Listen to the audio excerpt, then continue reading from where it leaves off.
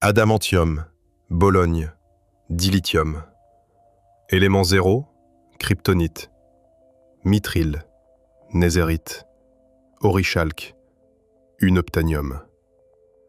Nous adorons l'idée d'éléments fictifs dotés de propriétés miraculeuses que la science n'a pas encore découvertes. Mais est-il vraiment possible que de nouveaux éléments existent en dehors du tableau périodique ? La science-fiction en particulier imagine souvent des éléments artificiels ou encore à découvrir, dont les propriétés incroyables nous propulseront vers un avenir interstellaire. Mais pour quiconque a étudié un tant soit peu la chimie, cela paraît invraisemblable.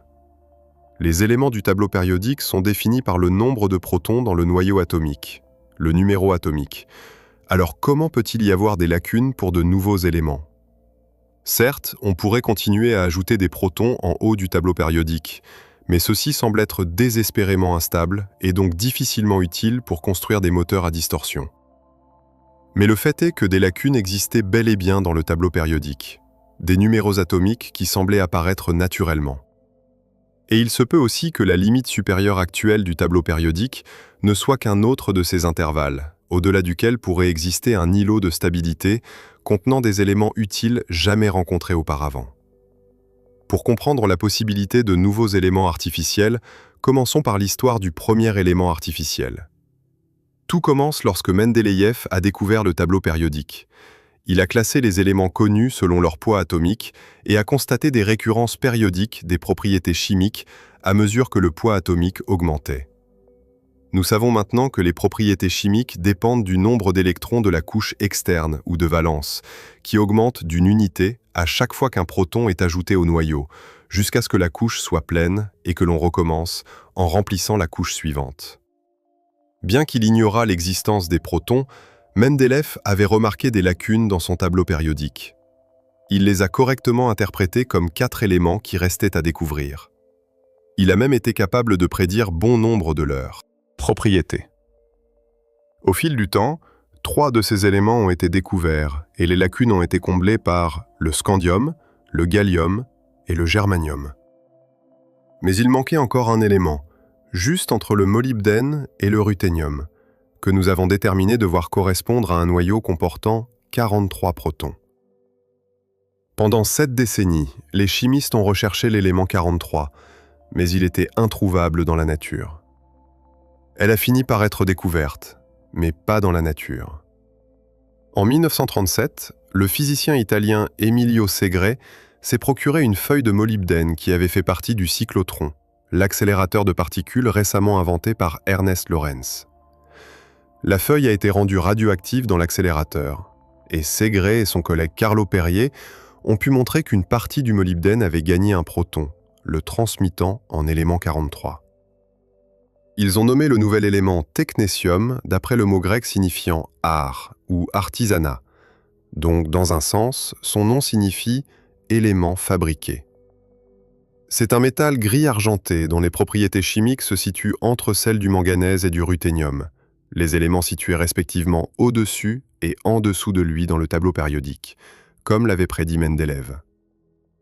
Alors, pourquoi avons-nous dû produire le technétium artificiellement, alors que tous les autres éléments se trouvent dans la nature? En réalité, le technétium est produit naturellement, tout comme d'autres éléments lourds, au cœur des étoiles massives. Ces éléments finissent par se retrouver dans les planètes, qui se forment à partir des entrailles de ces étoiles après leur explosion en supernovae. Mais le technétium est tellement instable que lorsque la Terre s'est reconstituée à partir des débris d'étoiles mortes, tout le technétium avait disparu depuis longtemps. Vous connaissez probablement l'idée que les éléments peuvent être instables. On utilise plus souvent le terme radioactif, que l'on associe généralement à des éléments très lourds comme l'uranium et le plutonium. Pour ces objets, l'instabilité est en quelque sorte logique. Leurs noyaux sont énormes. On peut donc s'attendre à ce qu'ils aient du mal à se maintenir ensemble. Mais en réalité, n'importe quel élément du tableau périodique peut être instable. Plus précisément, chaque élément du tableau périodique possède des isotopes instables. Le terme isotope désigne les différentes versions d'un même élément possédant un membre différent de neutrons. Par exemple, un atome de carbone possède 6 protons dans son noyau. L'isotope du carbone qui possède également 6 neutrons est appelé carbone 12, en raison de ses 12 nucléons au total, et il est parfaitement stable. Un atome comportant 6 protons et 8 neutrons est toujours du carbone 14, mais il n'est pas stable. Il a tendance à ce que l'un de ces neutrons en excès se transforme en proton après l'éjection d'un électron et d'un neutrino, ce qui le transmute en azote.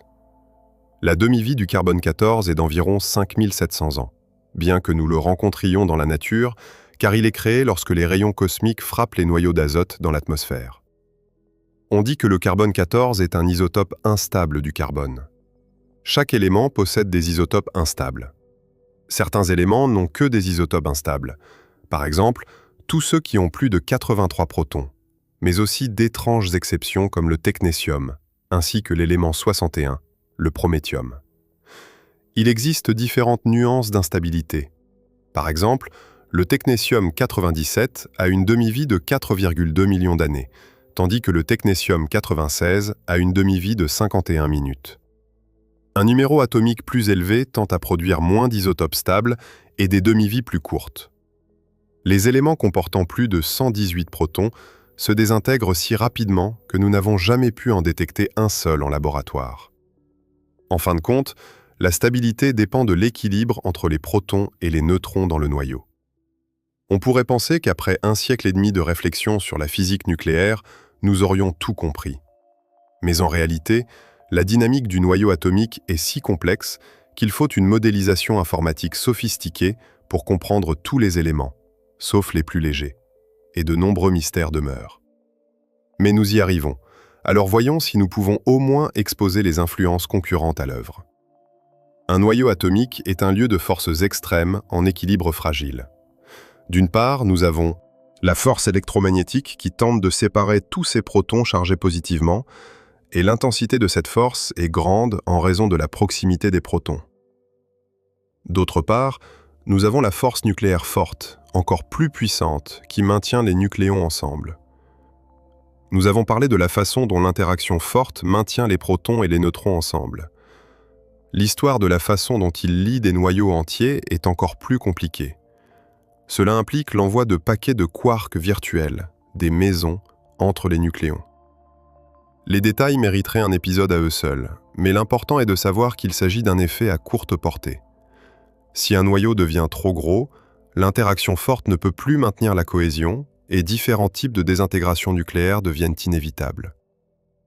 Bien que cette force intense disparaisse rapidement, son intensité ne varie que très peu sur la courte distance où elle agit.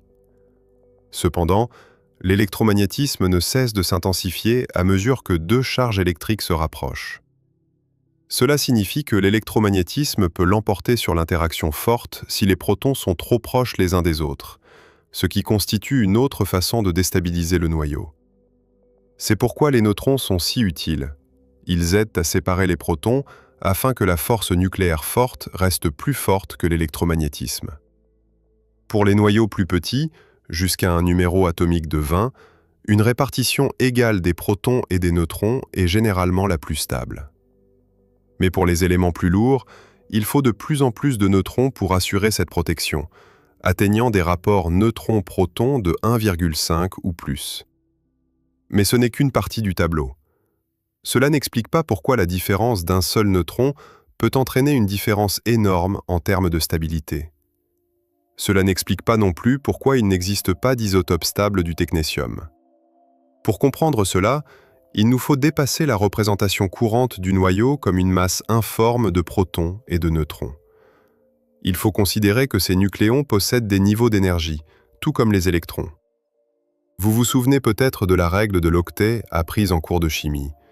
Une couche électronique contenant 8 électrons est stable. C'est pourquoi les gaz nobles n'interagissent avec rien, car leurs couches électroniques sont déjà complètes. Quelque chose de similaire se produit dans ce cas. Il existe des nombres magiques qui complètent les couches nucléaires. Ce sont 2, 8, 20, 28, 50, 82, 126 pour les neutrons et 2, 8, 20, 28, 50, 82, 114 pour les protons. Plus un noyau se rapproche de ces valeurs, plus il sera stable. Les nombres magiques sont tous pairs, et c'est parce que les nucléons s'apparient en fonction de leur spin quantique, tout comme les électrons dans leur couche électronique, une rotation vers le haut et une rotation vers le bas donnent un effet de rotation nette nul. Ce type de couplage de spin signifie que même si nous n'atteignons pas un nombre magique de protons ou de neutrons, les noyaux préfèrent toujours avoir un nombre pair de protons, ou un nombre pair de protons et de neutrons. Des paires de nucléons orientés vers le haut et vers le bas forment ces partenariats stables de faible spin et de spin zéro dans ce que l'on appelle les interactions d'appariement nucléaire. La présence d'un proton ou d'un neutron errant avec une rotation non annulée semble être néfaste pour la stabilité. Voyons si nous pouvons comprendre l'instabilité du technétium en utilisant certains de ces éléments. Certes, nous pouvons constater que 43 n'est pas un nombre magique de protons et qu'il n'est même pas comparable à ses voisins plus stables, le molybdène et le ruthénium. Mais les éléments voisins à nombre impair de protons, comme l'argent à 45 protons, possèdent des isotopes parfaitement stables. Même en attribuant au technétium le nombre magique de 50 neutrons, cela ne change rien. Lui donner un nombre total pair de nucléons ne change rien non plus. Pourquoi, par exemple, le technétium 97 survit-il pendant 4 millions d'années, alors que le TC 96 se désintègre en moins d'une heure? Il semble que des forces plus mystérieuses soient à l'œuvre, outre le remplissage en neutrons, le remplissage des couches nucléaires et le couplage de spin. Il s'avère qu'il n'existe pas d'ensemble de principes simples permettant de déterminer la stabilité nucléaire. Tant de facteurs entrent en jeu que la seule façon de le comprendre est de simuler le noyau. Et nous avons obtenu des résultats remarquables en utilisant des techniques de calcul comme la théorie de la fonctionnelle de la densité, que nous avons expliquée dans un doux vidéo. Les épisodes précédents.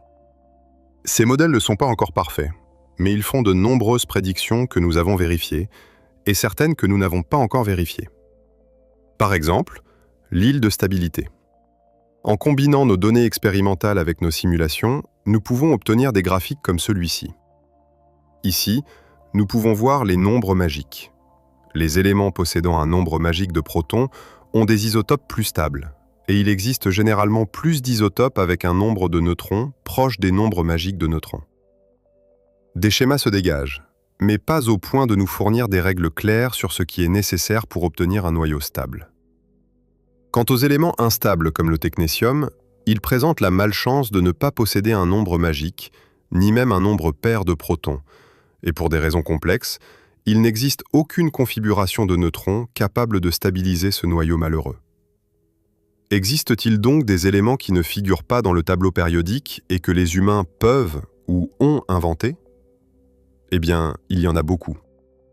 La nature peut les produire, mais à moins que ce processus de production ne soit continu sur Terre, comme pour le carbone 14, les éléments instables à courte durée de vie sont extrêmement rares dans la nature, n'apparaissant que brièvement dans la chaîne de désintégration d'autres éléments instables à durée de vie plus longue. Le premier fut le technétium, mais nous avons maintenant synthétisé 24 éléments artificiels, comblant les lacunes de Mendeleev et étendant également le tableau périodique jusqu'à 118, l'oganesson, avec sa demi-vie de 0,69 millisecondes. Il y a d'autres éléments, mais nous n'en avons pas fait durer un suffisamment longtemps pour les détecter sans ambiguïté. Mais ce n'est pas la fin. J'ai fait allusion à cet îlot de stabilité. Nos calculs montrent qu'il pourrait exister d'autres nombres magiques pour un grand nombre de protons et de neutrons au-delà du tableau périodique actuel. Et nos simulations informatiques le confirment. Nous ne savons pas exactement quels sont ces nombres magiques, mais il semblerait qu'ils soient de l'ordre de 184 pour les neutrons et de 126 pour les protons, et qu'ils pourraient avoir des demi-vies de millions d'années. Ces éléments relativement stables apparaîtraient ici sur le graphique précédent. Un petit îlot de stabilité dans un océan d'isotopes désespérément instables. Mais nous n'avons pas réussi à l'atteindre avec les mêmes techniques que celles utilisées pour fabriquer les autres éléments artificiels. Si nous voulons y parvenir, nos réacteurs nucléaires et accélérateurs de particules conventionnels ne suffiront pas. Nous devrons trouver une solution nouvelle. Mais pourquoi devrions-nous même essayer d'atteindre l'île de stabilité? Je veux dire, c'est agréable de pouvoir nommer un élément, mais à part ça, une telle découverte aurait-elle un quelconque impact sur le monde? Eh bien, probablement, et peut-être même une grosse. Les ères de l'humanité sont nommées d'après les matériaux que nous avons maîtrisés à chaque époque. L'âge de pierre, l'âge du bronze, l'âge du fer, jusqu'à l'actuelle ère du silicium. Et les nouveaux éléments artificiels se sont révélés inestimables. Par exemple, le technétium est constamment utilisé en imagerie médicale comme agent de contraste, et dans ce cas, sa courte demi-vie est en réalité un atout.